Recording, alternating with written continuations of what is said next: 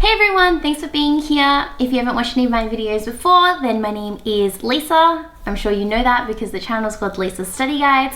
I'm really excited today because we are talking about Station 11, and I'm going to admit I have some bias. Station 11 is probably one of my more favorite books that I've read on the VCAA English syllabus. So let's just get into it. If you are studying this text, then lucky for you. At least I hope you think it's lucky for you. If you're not really enjoying it as much, I'm going to show you and give you some ideas on how you can find it a little bit more enjoyable, just so that you can get through the text and really be able to optimize your reading and writing skills. Station 11 is set on multiple timelines, and each of these different timelines revolve around different characters. All characters are connected by Arthur Leander, a celebrity actor who sets in motion the events of the book when he has a heart attack on stage as he plays King Lear. Surrounding his death is the emergence of a major global threat, the Georgia flu, which will wipe out 99% of the Earth's population within the next few days and weeks. The first of our timelines presents the protagonist, Kirsten, who survived the Georgia flu pandemic and now travels with the Traveling Symphony to different micro-civilizations in year 20.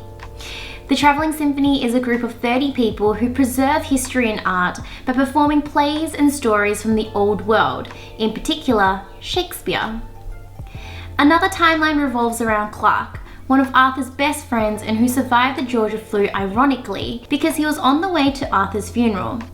We learn that Clark and those on his flight, coincidentally including Elizabeth, Arthur's second wife, and son, Tyler, who were also on their way to Arthur's funeral, survived because their flight was diverted to Seven City Airport, a place luckily not contaminated.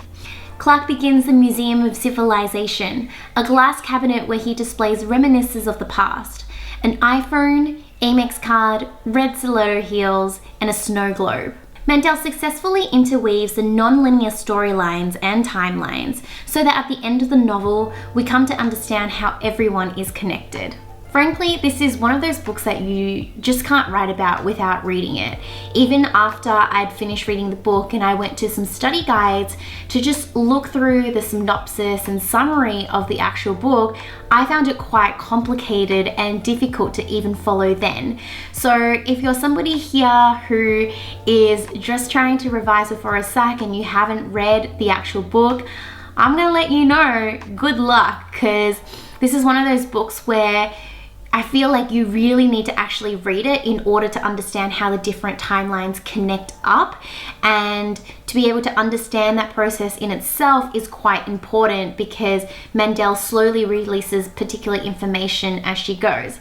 Of course, that said, you should be reading all of your VCE books, and I feel like for a lot of my subscribers and the people who do watch these videos, you guys are quite diligent students, so kudos to you guys. Themes. Legacy. Despite the end of the old world, Mandel shows how legacy pervades. One of the major themes in King Lear is the notion of legacy, so it is fitting that Arthur concerns himself with his own legacy as he approaches death.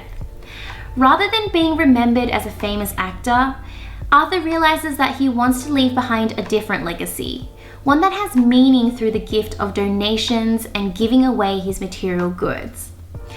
Wasn't this what money was for? This was what his life was going to mean, finally, after all these years of failing to win Oscars. He would be known as the man who gave his fortune away. We see the impact Arthur's life and legacy has on Kirsten, who continues to bring to life theatre and art. By collecting tabloids about Arthur's life, Kirsten is able to learn from Arthur's experiences, as expressed when she refuses to make a statement about her tattoos. Because of my collection, the clippings, I understand something about permanent records. She possesses a high-level awareness that her tattoos are not something she wants to be remembered for, demonstrating that this isn't the legacy she wants to leave behind herself. Purpose in life. Before the collapse of civilization, we see people existing like zombies. They've done what's expected of them. They want to do something different, but it's impossible now. Mandel criticizes the superconnectedness of our modern world, where society runs on autopilot, surviving, but often without purpose. Mandel promotes the concept of a life worth living, and this is explored through Clark. Before the pandemic, Clark's parents want him to go to business school, and although he'd rather die than do this, he succumbs to the demands of civilization and abandons his aspirations to be an actor. Clark wanders through life as a ghost, and it is only through the end of the old world that we see Clark rediscover himself. He expresses his true self by shaving his head and finds purpose in collecting items for the Museum of Civilization. Even for Tyler as a young boy, he demands to know why others died instead of us. Behind this question is a universal desperation from all people to understand the reason for our existence, and in Tyler's case, why he was spared. Although his means of creating purpose in life is morally improper and skewed, we can regrettably understand why he later calls himself the prophet.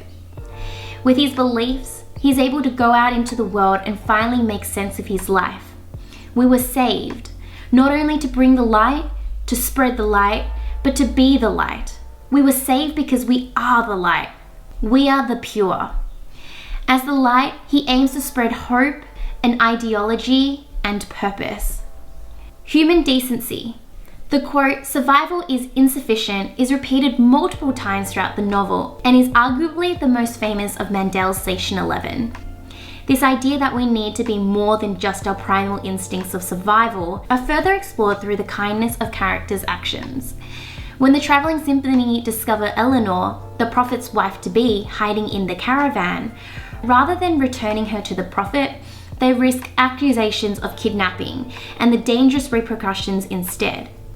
Moreover, the black knife tattoos are symbolic of its owner's memory towards those they have killed, that even the lives of their enemies are worth paying tribute to.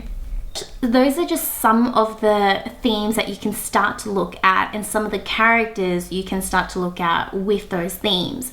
Of course, I don't have all the time in the world to, load everything into this video, but with each one of those things, I would like to ask of you and for you to put in the comment section below, what other characters relate to the themes of legacy, purpose in life, and human decency? And so I think that if we start to talk about other characters, because as you know, there are actually quite a few in this book, even the minor characters, then you're really going to be able to open up your exploration of ideas. Now, I want to give you some tips on how to study this text and really be able to bump yourself up and make sure that you have the strongest approach when coming to writing an essay. The first thing that I would recommend is that you understand what each of the Shakespeare plays are about that are mentioned inside this book. So, as you know, A Midsummer Night's Dream, King Lear, they're both referenced on multiple occasions. So, these plays aren't just mentioned out of thin air for no reason at all. It's not just because Mandel just likes the books and therefore she puts them in. There's always a purpose for books referenced. So, like I mentioned, King Lear itself is about legacy. So if you understand a little bit more about the plot and the ideas behind King Lear, I think you'll really be able to apply those to Station 11 and broaden your ideas. Same with A Midsummer Night's Dream. The second thing that I would recommend you, and this is more of extra activity, I would say, but if you really want to have a holistic idea and understanding of why Mandel's Station 11 is special in itself, I'd recommend you have a look at other post-apocalyptic books or films. So, you can just find ones that you enjoy. I can't think of any off the top of my head. I don't know, the Tom Cruise is in one film that was actually pretty good. There's an Australian one I'm thinking of. But yeah, I'm just really bad with actual titles. But I'll pop them down as I edit this video. But yeah, go out and discover more for yourself, because I think if you understand how other people portray the post-apocalyptic world, then I think you will be able to look at station 11 and think to yourself, I can see these common traits between how humans behave when tragedy affects them. And I think that will be able to help you really, again, expand your understanding and knowledge of this text. And when it comes to writing it, you'll be able to offer something a little bit unique in your perspective. So if you've enjoyed this video, I'd love it if you would subscribe to my mailing list. So every Monday I send out emails to you, and that's, to your inbox, and they're usually about the latest resources I've released either on YouTube or on my website VC Study Guides. And I also answer Q&A questions there and keep you updated with anything that's happening in the VC English space that I think is important for you to know. Other than that, I hope you guys have an awesome week, and